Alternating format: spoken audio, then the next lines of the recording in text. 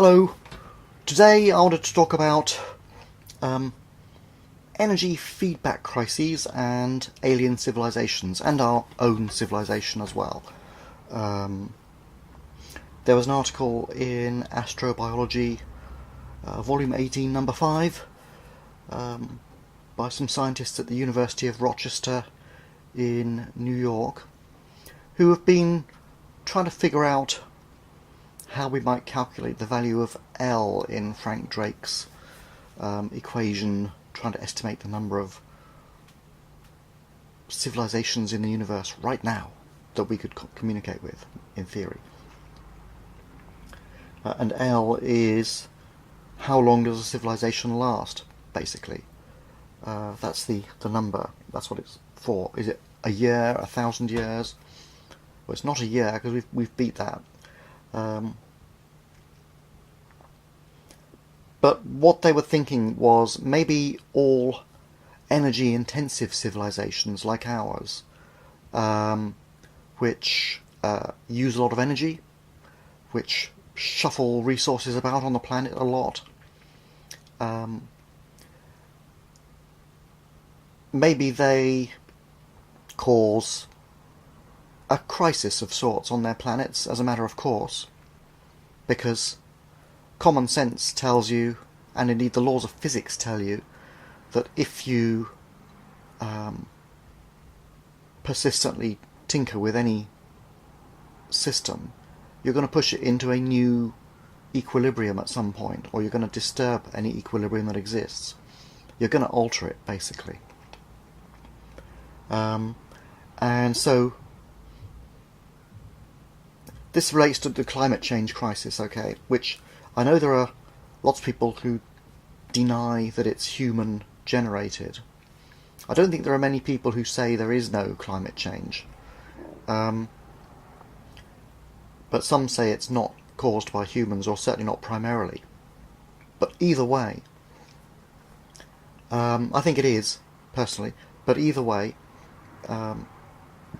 if we're going to be polluting the planet like crazy, it's going to have some effect. And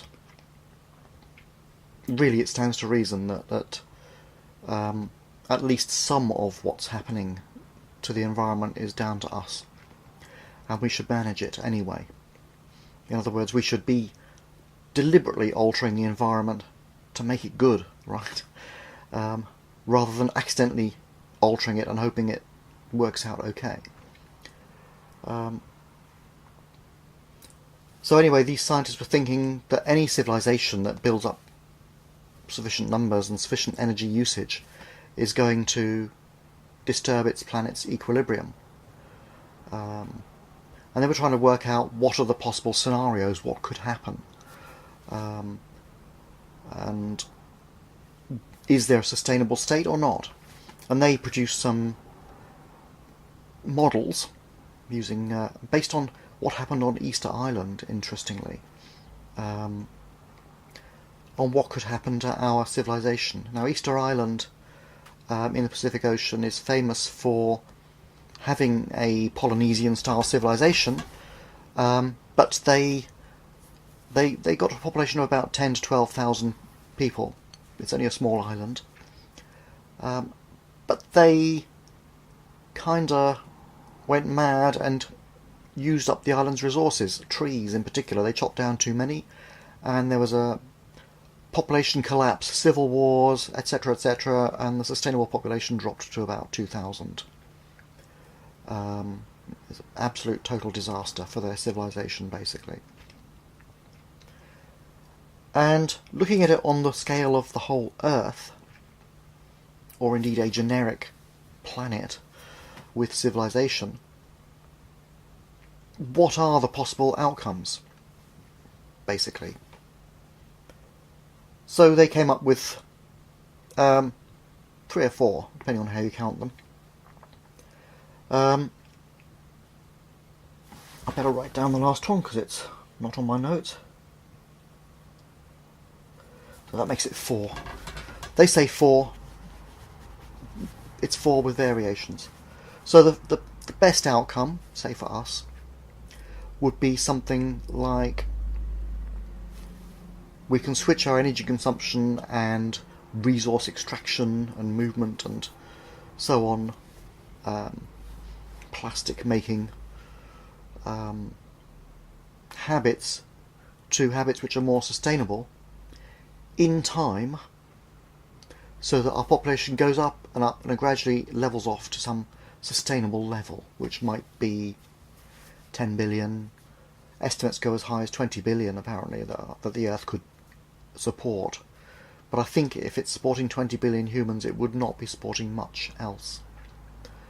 But either way, the idea is that we switch quickly to, say, solar power and wave power and stuff like that, geothermal energy and so on, hydroelectric power, whatever, and we stop extracting resources which are poisoning the environment, or we find ways of doing so sustainably or using them in a sensible way, and our population stabilises at some sort of level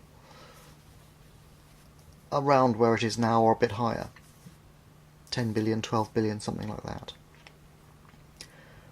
That's one class of possible outcomes. The next class is a Dieoff class. That's where we can switch to a sustainable level, but the sustainable level turns out to be much lower than it is at the moment for population support. So what would happen is our population would go up, and then it would have to collapse at varying speeds down to some more sustainable level, like 5 billion or 500 million, as some people suspect the elite think is a sustainable level. So we switch, but we switch late and with much harm done to the planet. And it's possible for it to go even further than that. Maybe we switch so late that civilization is really extremely unsupportable, and it's combined with other crises like warfare and stuff, as on Easter Island, and we revert back to an earlier civilizational level, maybe the Stone Age even, with a planet-wide population of 1 million tops, maybe 10 million, a few tens of thousands. And if we ever do drop back to the Stone Age, that will be the end. We will not be able to rebuild a technological civilization, because the easy resources have already been extracted, and Stone Age technology cannot get much of them to build up to an Iron Age and so on anymore. You might get it in some isolated area, but they would run out eventually. So that's the Dieoff scenario. I think that's kind of where we're headed. That is, hopefully not back to the Stone Age, but maybe a die-off or a reduction in population over time to maybe a couple of billion or 500 million, something like that, maybe. Because it seems to me that 10, 12 billion is not easily supportable by the planet. Now, we have the Agenda 21 program, where they are trying to rewild large sections of the Earth, and I think 43 countries have agreed to increase the number of forests in their country to a total of like 279 million hectares worldwide, which is about 10 times the size of the United Kingdom. I may have mentioned this in a previous video. So, because humans are urban, mostly, that's kind of feasible. Most of us like to live in the cities, and our economic system drives us there anyway. So, as long as we have a money-based system, we're going to be urban, probably, if we have to have jobs. In which case, the countryside is available for farming and nature. So national park the whole place, right? And that could possibly work. People are right to say that it's a big imposition on people's freedoms, but we might have to make the choice: freedom or survival. You know, that's another big debate, isn't it? What do you think? The other possibility is population keeps increasing and then just goes, it overshoots dramatically and so dramatically that it just collapses and you essentially have extinction. A severe die-off to the Stone Age is kind of the same thing, except the extinction is a long drawn-out whimper. And with the collapse scenarios, it's likely there's an overshoot, which we may have done already, and a die back to some more sustainable level. But the outright collapse to extinction is also possible. And societies tend to collapse right after they've reached their golden age, their peak, because they go too far. It's unsustainable. Stock markets also collapse right after their peak. They go up. They don't collapse from some modest floating about in the middle phase. They go up to a super peak and then crash. And I think this is the way of nature, really. You just overshoot what's sustainable, and the resources run out, and bang, you're gone. There is another possibility, which is oscillation, where the population goes up, then it collapses, then it recovers, and then it collapses. This might happen over hundreds or thousands of years, potentially. But that is possible, depending on the way they use the energy supplies, the amounts and types of resources that they need and use and that are available, and how renewable they actually are. Like we might switch to a renewable phase, but the renewables run out and we overshoot, collapse, the renewables recover, and then we recover and do it all again. So it's possible that a civilization could oscillate depending on their particular environment and habits. This is famously observed in biology with, I think it's Arctic rabbits and Arctic foxes. The rabbits can breed like rabbits, right? And their population booms. And so the Arctic fox population booms because they can feed on so many rabbits.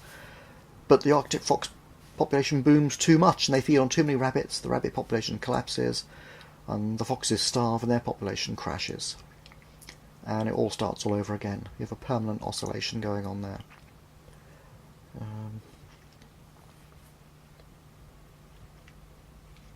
And these scientists think, well, these are the four basic scenarios that would affect many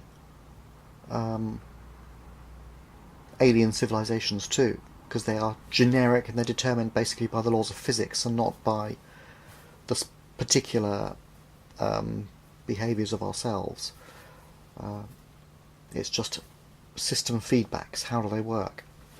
So you can go up to a steady state, you can overshoot and come back down to a steady state, you can come back down very drastically though, or you can just overshoot and collapse altogether, and that's the end.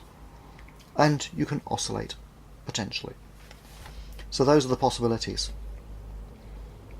I kind of think we've overshot, and we need to reduce our population. We don't necessarily have to do it drastically and immediately, but certainly over the course of the next century or two we probably have to reduce our population quite a lot, or escape the planet and keep breeding elsewhere, Mars, Venus and so on.